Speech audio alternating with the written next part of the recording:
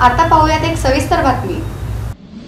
श्रीमंत दगडूशेठ हलवाई सार्वजनिक गणपती ट्रस्ट सुवर्णयुग तरुण मंडळ यांच्या वतीनं ट्रस्टच्या 133व्या वर्षी गणेशोत्सवामध्ये केरळमधील श्री पद्मनाभ स्वामी मंदिराची प्रतिकृती साकारण्यात आली आहे। श्री गणेश चतुर्थीला मंदिरावरील विद्युत रोषणाईचं उद्घाटन राज्यमंत्री माधुरीताई मिसाळ यांच्या हस्ते करण्यात आलं। यावेळी ट्रस्टचे कोषाध्यक्ष महेश सूर्यवंशी, सरचिटणीस आणि आमदार हेमंत रासने, सहचिटणीस अमोल केदारी, उत्सव प्रमुख अक्षय गोडसे यांसह पदाधिकारी आणि कार्यकर्ते उपस्थित होते। भारतातील केरळ राज्याची राजधानी असलेल्या तिरुअनंतपुरम येथे भगवान विष्णूंना समर्पित असे एक हिंदू मंदिर म्हणजे पद्मनाभ स्वामी मंदिर। हे मंदिर श्री वैष्णव परंपरेमध्ये श्री विष्णूंचं पवित्र निवासस्थान मानल्या जाणाऱ्या 108 दिव्य देसमांपैकी म्हणजे निवासस्थानांपैकी एक आहे।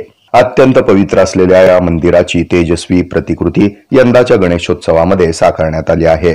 तसंच विद्युत रोषणाईनं ती उजळून निघाली आहे।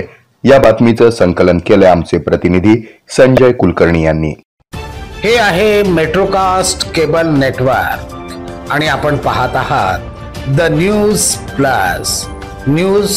प्लस बरच काही।